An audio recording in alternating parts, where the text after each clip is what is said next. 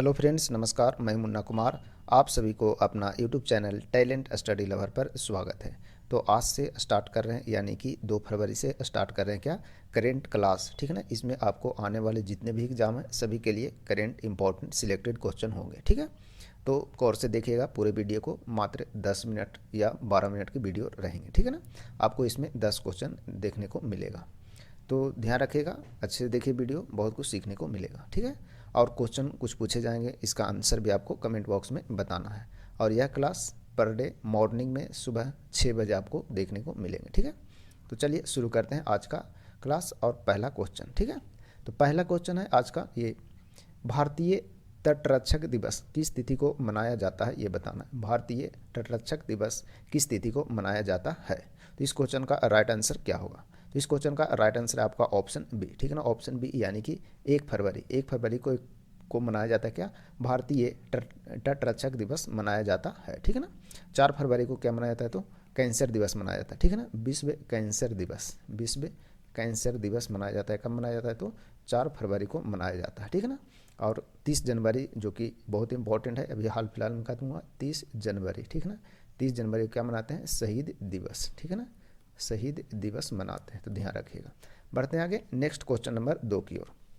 Question number 2 है, राष्ट्रपति द्रौपदी मुर्मू द्वारा हाल ही में किस शिक्षाविद को राज्यसभा की सदस्यता के लिए मनोनीत किया है, यानी कि किन्हें राज्यसभा में अभी मनोनीत किया गया है।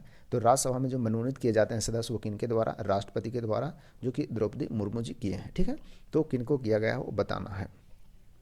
तो इस क्वेश्चन का राइट आंसर क्या है, तो इस क्वेश्चन का राइट आंसर है आपका ऑप्शन डी। ठीक है ना। ऑप्शन डी यानी कि सतनाम सिंह संधू को किया गया है अभी नियुक्त, यानी कि मनोनीत किया गया है। ठीक है ना। किनके द्वारा, राष्ट्रपति के द्वारा। और राज्यसभा में कितने सदस्य को मनोनीत करते हैं, तो राज्यसभा में 12 करते हैं। ठीक है ना। राज्यसभा में 12 सदस्य और लोकसभा में 2 सदस्य को मनोनीत किया जाता है। किसके द्वारा, राष्ट्रपति के द्वारा। ठीक है ना। ये राज्यसभा में। ठीक है। तो ध्यान रखिएगा। बढ़ते हैं आगे नेक्स्ट क्वेश्चन नंबर 3 की ओर। क्वेश्चन नंबर 3 है आईएमएफ से संबंधित। आईएमएफ ने चालू वित्त वर्ष 2024 में भारत की जीडीपी वृद्धि दर के अपने पूर्वानुमान, जो कि 6.3% लगाया था पहले, उसे बढ़ाकर कितने प्रतिशत कर दिया है, यानी कि अब क्या बताया गया है आईएमएफ के द्वारा पूर्वानुमान।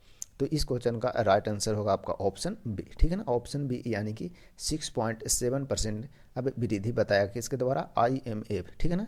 जो कि इंटरनेशनल मॉनेटरी फंड के नाम से जाना जाता है। ठीक है। चलिए बढ़ते हैं आगे नेक्स्ट क्वेश्चन नंबर 4 की ओर। क्वेश्चन नंबर 4 है, सुल्तान इब्राहिम अस्कंदर ने हाल ही में किस देश के राजा के रूप में शपथ ग्रहण की है। ठीक है ना। अस्कंदर यानी कि सुल्तान इब्राहिम अस्कंदर कहाँ के भी राजा बने हैं। ठीक है। तो इस क्वेश्चन का राइट आंसर क्या होगा, तो इस क्वेश्चन का राइट आंसर आप बताइए। इस क्वेश्चन का राइट आंसर आपका ऑप्शन ए। ठीक है ना। ऑप्शन ए यानी कि मलेशिया के राजा के रूप में अभी क्या किए हैं, शपथ ग्रहण किए हैं। मलेशिया की राजधानी कहाँ है, तो मलेशिया की राजधानी कुआलालंपुर है। ठीक है। अफगानिस्तान की राजधानी कहाँ है, तो अफगानिस्तान की राजधानी है काबुल। ठीक है। म्यांमार की राजधानी कहाँ है, नेपिताब। ठीक है। नेपिताब ध्यान रखिएगा। और इराक की राजधानी कहाँ है, बगदाद। ठीक है ना। बगदाद इराक की राजधानी है, तो याद रखिएगा। चलिए बढ़ते हैं आगे नेक्स्ट क्वेश्चन नंबर 5 की ओर।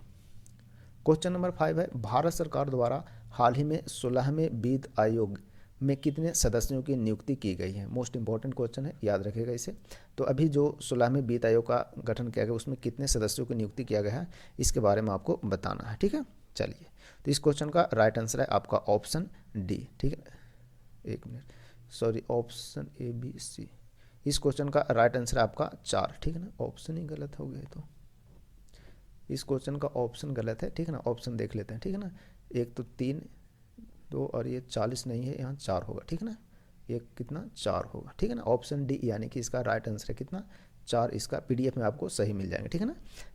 पीडीएफ में आपको सुधार करके दे दिया जाएगा। तो ध्यान रखिएगा कि 16वें वित्त आयोग में सदस्यों की जो नियुक्ति किया गया टोटल कितने हैं, 4 हैं। ठीक है ना। 4 सदस्य हैं। और 16वें वित्त आयोग के अध्यक्ष किन्हें बनाया गया है, तो अरविंद पनगठिया को। ठीक है ना। अरविंद पनगठिया। ठीक है ना। अरविंद पनगठिया जी को क्या बनाया गया है, 16वें वित्त आयोग के अध्यक्ष बनाया गया। और वित्त आयोग का संबंध भारतीय संविधान में अनुच्छेद कितना है, 280 से संबंधित है। तो ध्यान रखिएगा, मोस्ट इंपॉर्टेंट क्वेश्चन है ये। ठीक है। चलिए नेक्स्ट है क्वेश्चन नंबर 6 की ओर बढ़ते हैं।